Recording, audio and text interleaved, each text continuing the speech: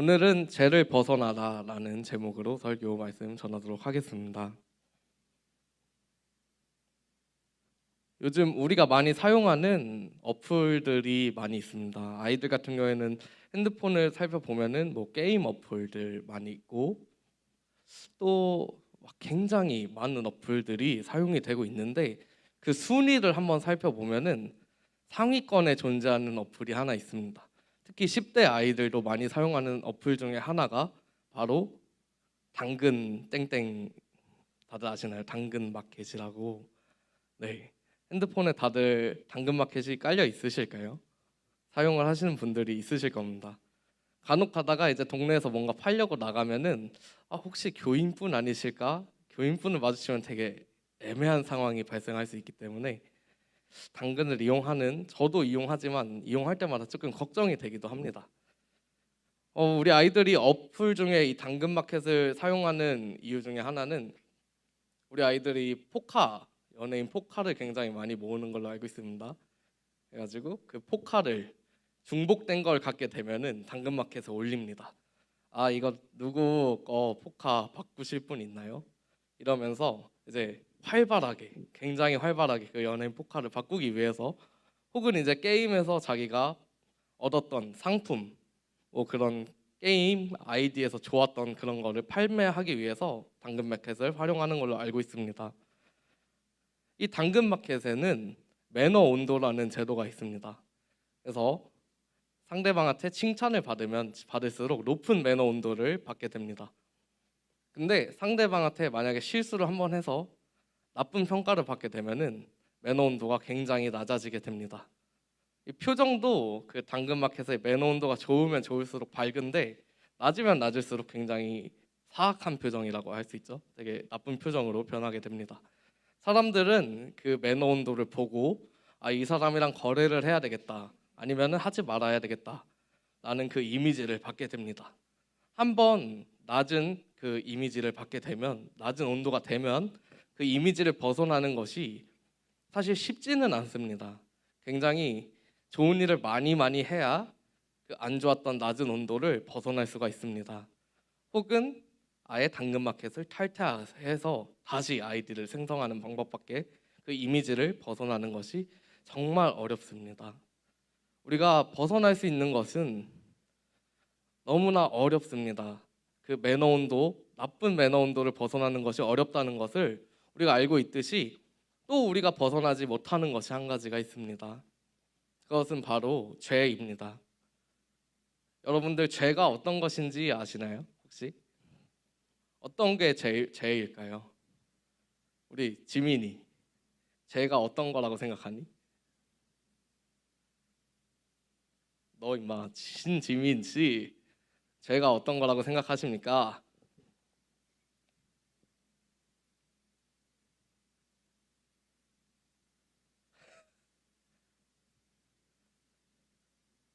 모르겠어? 그러면은 너무 중1부터 시켰으니까 우리 고딩 형 누나들 중에 우리 지윤이, 문지윤, 제가 어떤 거라고 생각하십니까?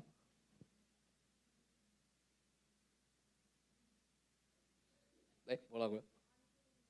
안 좋은 거요. 네, 되게 단순하게 안 좋은 거. 자, 우리 고등학교 친구들 중에 또 세진이, 세진아, 쟤는 어떤 거라고 생각하니?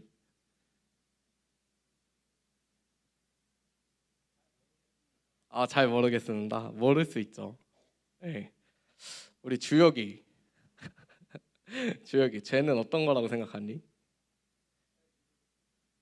이 한 명이 시작하면 다 따라하는 습관이죠. 우리 중고등부 아이들은 한 명이 대답을 하면은 다 따라하는 습관이 있습니다.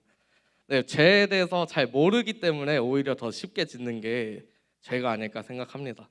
죄는 하나님이 하지 말라고 하는 거를 하는 게 죄입니다. 그런데 이 죄에 대하여 로마 교회에도 어떤 문제가 있었습니다. 그래서 바울은 오늘 로마서라는 이 서신을 통해서 바울이 전하고자 하는 말을 담고 있습니다. 원래 바울은 본인이 지었던, 선교했던 그 교회들을 통해서 이렇게 서신을 보내서 이 교회가 어떻게 되면 좋겠다라는 이야기를 항상 보내왔습니다. 근데 로마서는 조금 특별합니다. 바울이 로마 교회를 지은 게 아니라 로마 교회는 이미 바울이 사역을 시작하기 전부터 존재했던 교회였습니다.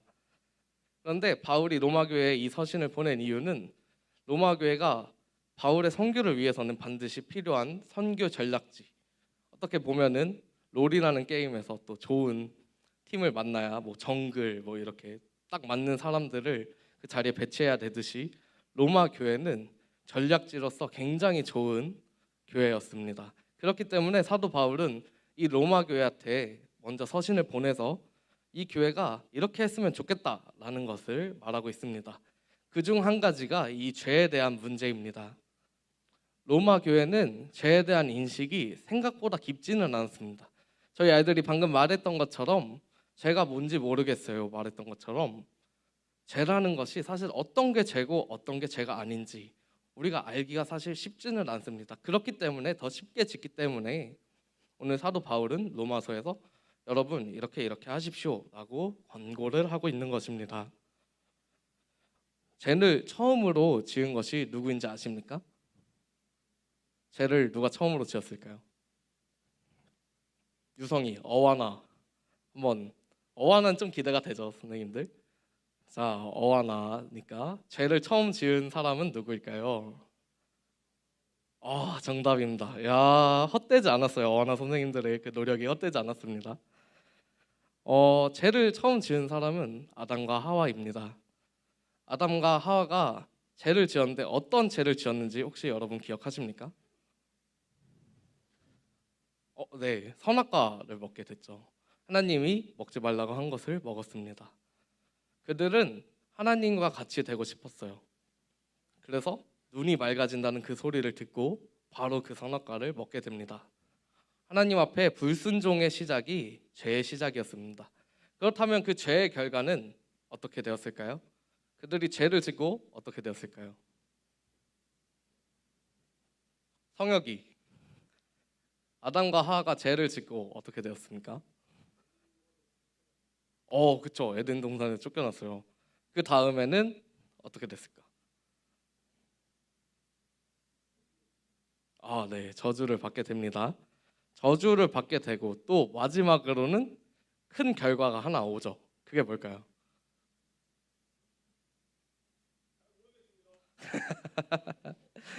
네, 결국에는 저주를 받아서 죽게 됩니다. 사람은 원래 하나님의 나라에서 영원히 살 수 있었지만 그 죄의 결과로 인해서 하나님과 반대되는 그 습관으로 인해서 결국에는 죽게 됩니다. 지금까지도 사람들은 다 죽습니다. 다 이 땅에 묻힙니다. 그렇기 때문에 이 죄의 결과의 값은 죽음입니다. 혹여나 여러분이 뭔가 잘못을 했다고 생각해 보십시오. 교회 앞에 있는 신호를 무단횡단하다가 경찰 아저씨한테 잡혔습니다. 그러면은 그 죄에 대한 값을 지불하지 못한다면 여러분은 감옥에 갈 수도 있습니다. 벌금을 내지 못하면은 어쩌면은 감옥에 들어가야 될 수도 있습니다. 모든 죄에는 값을 치러야 합니다. 아담이 죄를 지었기 때문에 우리의 인류 최초 인간 아담이 죄를 지었기 때문에 누군가는 그 죄의 값을 지불해야 합니다. 그러나 우리는 모두 다 죄를 짓고 있습니다. 우리는 죄에서 자유하지 않습니다. 여러분이 죄가 뭔지 모르기 때문에 더 쉽게 짓는 것도 있습니다. 요즘에는 핸드폰을 켜기만 하면은 너무 쉽게 범죄를 할 수가 있습니다. 야동 사이트에 너무 쉽게 들어갈 수 있고 게임에 너무 쉽게 중독될 수 있고 교회를 다니는 부모님들조차도 아이들한테 뭐가 더 우선순위인지 알려주지 않습니다. 학원에서는 주일날 교회를 가는 아이들한테 너네 그럴 거면 학원 오지 마. 그럴 거면 공부 계속 하지 마. 교회 더 열심히 할 거면은 그냥 우리 학원 오지 마. 세상의 기준에 맞춰서 살도록 강요합니다. 부모님들도 똑같습니다. 본인들 신앙만 그렇게 지키시면 어떡합니까? 애들이 학원이 더 우선시 되는데 학교가 더 우선시 되는데 그게 바로 죄지 않습니까? 우리 아이들이 뭐가 더 중요한지 모르는 이 세대가 되었습니다. 정말 안타까운 것은 시험 기간만 되면은 아이들이 교회에 오지 않습니다. 왜냐하면은 이 한 번 놓쳐버리면은 세상의 기준에 적합한 자가 못 될까봐, 부모님한테 혼날까봐, 학원에서 잘릴까봐 쉽게 선택하지 못합니다. 그러나 그 기간 동안 하나님과 멀리하는 그 기간이 모든 것이 죄가 될 수 있습니다. 그렇기 때문에 우리는 모두 다 죄를 가지고 있습니다. 저도 마찬가지입니다. 저는 목회자로서 이렇게 살아가고 있지만 예배가 너무 많아요. 사실 예배가 너무 많고 피곤할 때가 너무 많습니다. 하루 정도는 예배를 좀 드리지 않고 싶을 때도 있는 것 같습니다. 그런데 그럼에도 불구하고 더 예배 앞에 나아가려고 하는 것은 죄를 최대한 멀리하고자 노력하고 있는 것입니다. 그럼에도 저 또한 죄인입니다. 그렇기 때문에 우리 모두는 그 죄의 값을 지불할 수가 없습니다. 사도 바울도 똑같이 말합니다. 사도 바울 얼마나 멋있는 사람입니까? 선교를 굉장히 열심히 한 선교주자였습니다. 선교사님이었고 학자였고 정말 열심으로 복음을 전했던 사람이었습니다. 그럼에도 불구하고 그 또한 죄인이었음을 고백하면서 여러분, 우리 모두 다 죄인입니다. 우리 모두 다 죄인이기 때문에 우리는 우리 스스로 죄의 값을 치를 수가 없습니다. 라는 이야기를 하고 있는 것입니다. 그렇다면은 이 죄의 값을 누가 치르셔야 할까요? 학교에서 우리 희원이가 만약에 잘못을 했습니다. 희원이가 뭔가 잘못을 해서 선생님한테 혼나게 됐어요. 은총이가 조금 친하잖아, 그치? 은총이가 희원이의 잘못을 덮어주고 대신 벌을 받을 수 있어? 절대 아니라는 눈빛이에요. 네, 그럴 수 있죠. 남을 위해서 희생하는 것 자체는 굉장히 어렵습니다. 특히 내 잘못이 아닌데 내 잘못이라고 말하면서 그의 죄의 값을 대신 치러주는 일은 아무나 할 수 있는 일이 아닙니다. 그러나 오늘 본문에서 소개하고 있는 분이 한 분 계십니다. 그분은 예수님이십니다. 예수님은 죄가 없으신 하나님의 표본이십니다. 사람 중에서는 죄가 없는 사람이 없기 때문에 이미 다 죽음 가운데 머무를 수밖에 없었습니다. 하나님과 멀어질 수밖에 없었습니다. 그렇기 때문에 하나님은 결심하십니다. 그러면은 내가 죄가 없기 때문에 내가 인간의 모습을 입고 내려가서 죽임을 당해야 되겠구나. 내가 죄를 지을 수 없기 때문에 우리 선생님들의 죄를 지고 십자가에 달려 돌아가야 되겠구나. 죽음을 이겨야 되겠구나. 결심하게 되십니다. 결국 우리 주님이 십자가를 지러 이 땅 가운데 오셨습니다. 부활주일은 그렇게 얼마 지나지 않았습니다, 여러분. 근데 어떻게 살아가고 계십니까? 정말 저기 있는 포스터처럼 기쁨의 50일을 보내고 계십니까? 혹은 시험에 치여서, 학원에 치여서, 학업에 치여서 부모님과 다투고 매일 반복되는 그 제약 가운데 살아가고 있지 않습니까? 어떤 것이 우선순위인지 모르는 상태로 그렇게 날마다 반복되는 죄를 짓고 살아가고 있지는 않습니까? 이 반복되는 죄의 값을 우리 예수님께서 치르셨습니다. 그게 바로 고난주간에 우리가 십자가에 우리의 죄를 못 박았던 그 퍼포먼스, 그때를 기억하십니까? 정말 많은 죄를 지었음을 고백하고 십자가에 못 박았습니다. 그럼에도 불구하고 또 똑같은 죄를 짓고 있지 않습니까? 그렇게 오래 지나지 않았습니다. 그런데 또 똑같은 삶을 살아가고 있지는 않습니까? 해답은 한 가지였습니다. 예수님이 사람의 몸으로 이 땅 가운데 와서 우리의 죄의 값을 치르시는 것. 그렇다면 그 십자가 사건이 여러분과는 어떤 상관이 있습니까? 여러분과는 전혀 상관이 없는 일입니까? 상관이 없다고 생각하기 때문에 우리는 더 죄를 짓는 걸 수도 있습니다. 너무 편하게 죄를 짓기도 합니다. 그런데 그 십자가 사건은 우리와 상관이 있는 일이었습니다. 우리 때문에 일어난 일이었습니다. 그렇기 때문에 이 사건을 우리는 조금 다른 시각으로 바라봐야 합니다. 그저 과거에 일어났던 일이 아니라 지금 이 자리에 모여 있는 우리 가운데도 우리의 죄 때문에 예수님께서 십자가에 달려 돌아가셨구나. 그렇기 때문에 주님 이 땅 가운데 오셔서 그 고통을 받으셨구나. 그 사실을 기억하셔야만 합니다. 그래야 조금 더 죄와 멀어질 수 있고 죄의 값인 사망으로부터 멀어질 수가 있습니다. 결국 여러분들이 이 자리에 앉아 있는 이유는 무엇입니까? 하나님 나라에 들어가기 위한 것이지 않겠습니까? 그저 부모님이 가라고 했다고 앉아 있는 것이 아니라, 그저 그냥 시간 때우려고 친구들이랑 놀려고 교회 오는 것이 아니라, 결국에는 하나님 나라에 들어가기 위해서 이 귀한 시간을 여러분 이곳에 쓰고 계신 것이지 않습니까?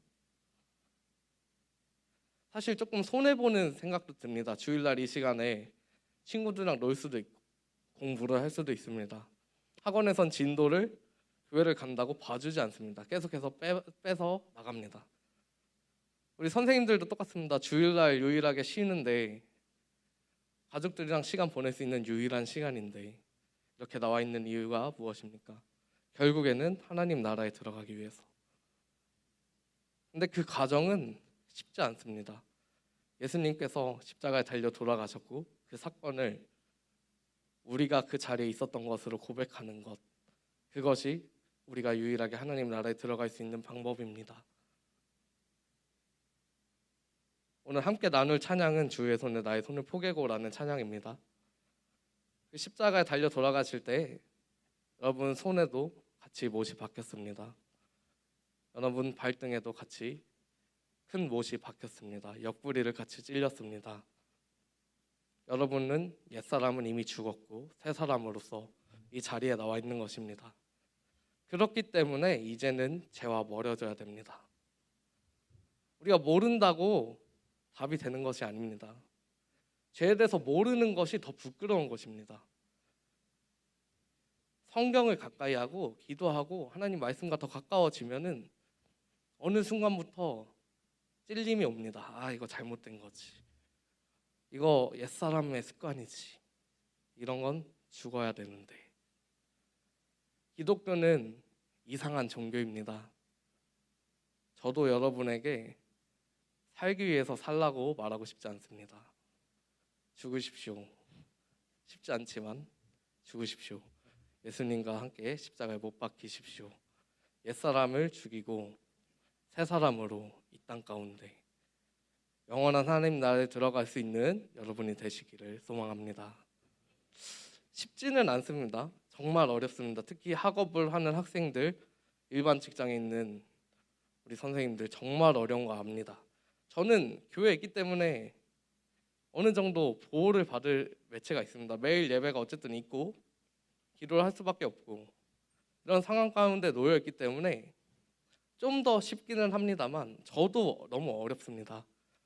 그렇기 때문에 일반적인 환경에 놓여 있는 학생분들과 선생님들이 얼마나 어려울지 감히 상상조차도 할 수가 없습니다.